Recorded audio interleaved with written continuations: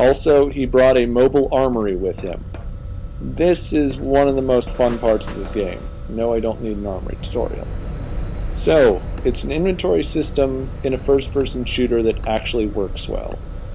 You'll notice as I'm paging through here, I've got all these different guns that I can use.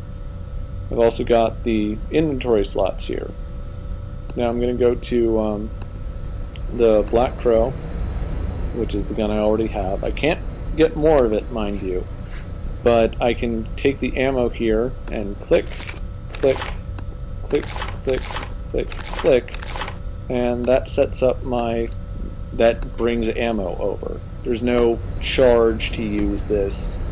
It doesn't make you pay for it.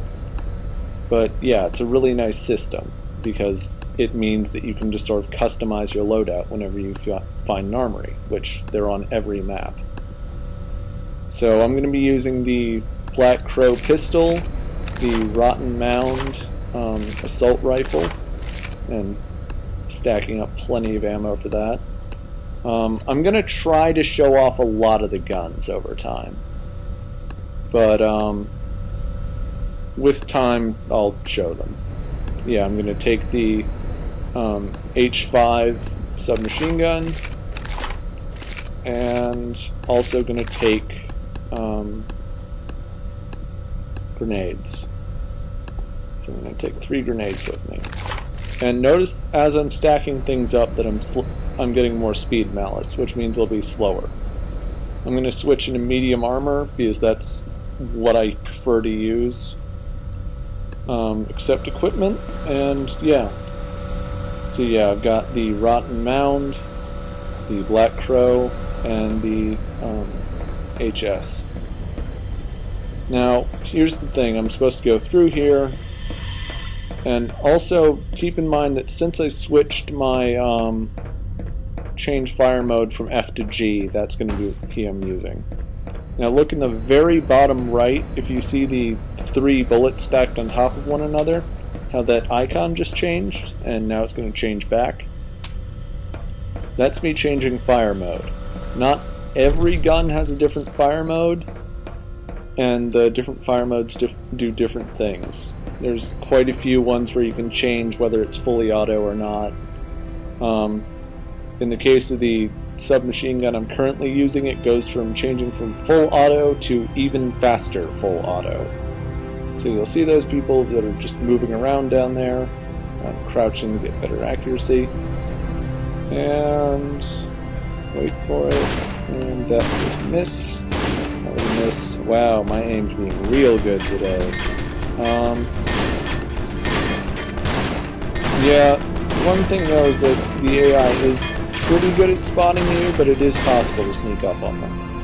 Anyhow, also something important to know, do not jump at this point, is you can slide down along it, which will stop you from taking damage at the bottom. Also, if you're carrying more stuff, you can take more damage from falls. As in, you'll be dealt more damage from falls.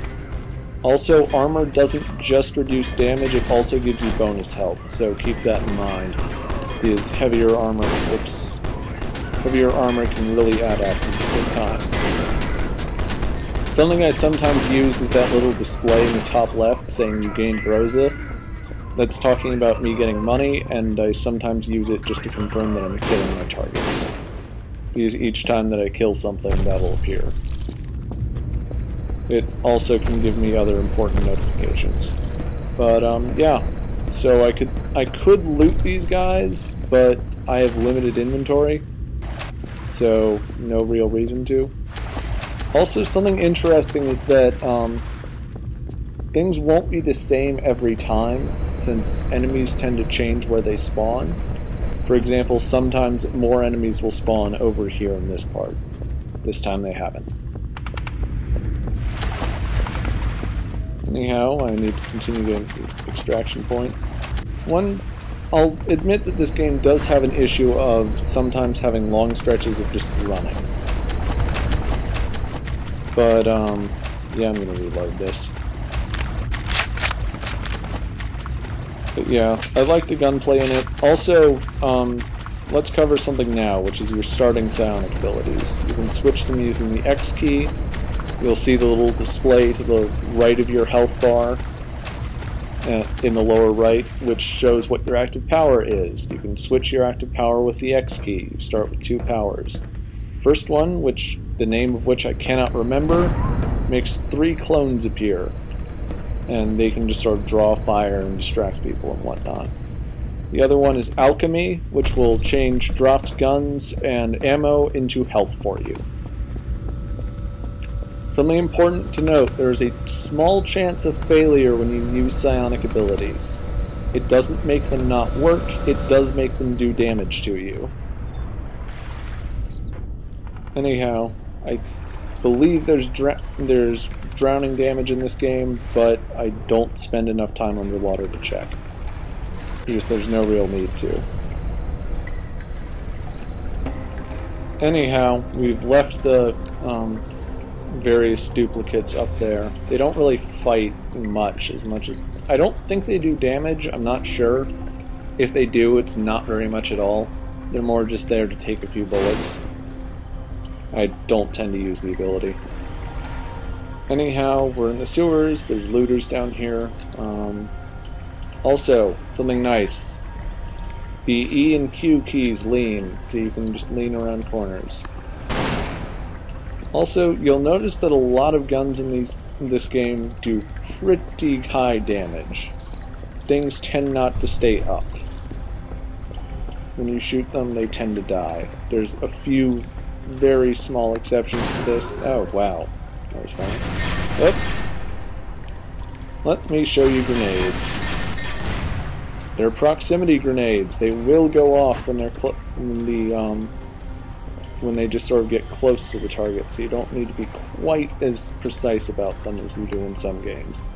Another nice thing, you see that little red dot that appeared? They can also be triggered when you throw them by right-clicking.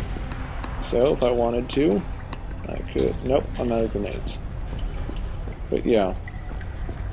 So yeah, I've shown you the Rotten Mound a bit, I've shown you grenades. Haven't really taken damage to show you alchemy yet. And now and that still didn't do fall damage to me. Anyhow, we're now headed to the extraction point, and yeah. There's going to be a locked door there which I'm going to need to hack. It's probably going to pop up the hacking tutorial.